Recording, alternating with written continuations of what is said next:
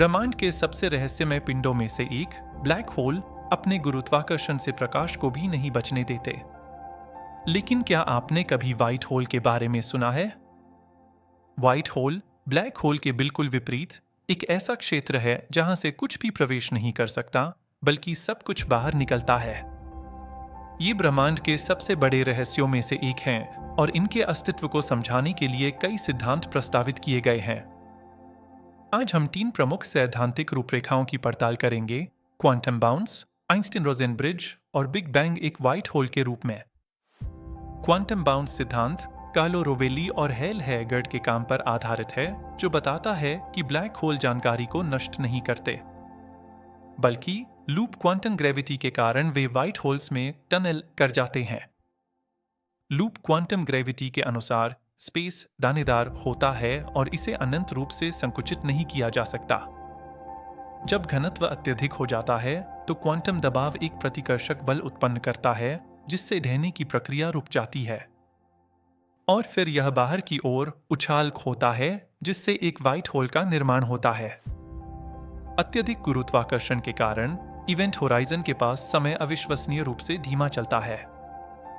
Whole के अंदर millisecond में होने वाला बाउंस बाहर से देखने पर अरबों साल ले सकता है। अगला सिद्धांत है आइंस्टीन-रोजेन ब्रिज, जिसे वर्म होल के नाम से भी जाना जाता है। यह क्लासिकल जनरल रिलेटिविटी का एक समाधान है, जहां एक ब्लैक होल और व्हाइट होल एक स्पेस-टाइम टनल के प्रवेश और निकास के रूप में कार्य करते हैं। यह मूल रूप से प्राथमिक कणों को स्पेस-टाइम में विकृतियों के रूप में मॉडल करने का एक प्रयास था, जिसमें 2 समान स्पेस परतें एक पुल से जुड़ी होती है और व्हाइट होल इस पुल का समय विपरीत छोर है।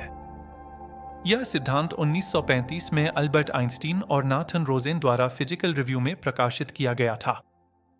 तीसरा सिद्धांत बिग बैंग बटा व्हाइट होल कॉस्मोलॉजी यह परिकल्पना करता है कि बिग बैंग एक व्हाइट होल घटना थी, जो संभवतः एक जनक ब्रह्मांड में किसी ब्लैक होल के ढहने के परिणामस्वरूप हुई थी।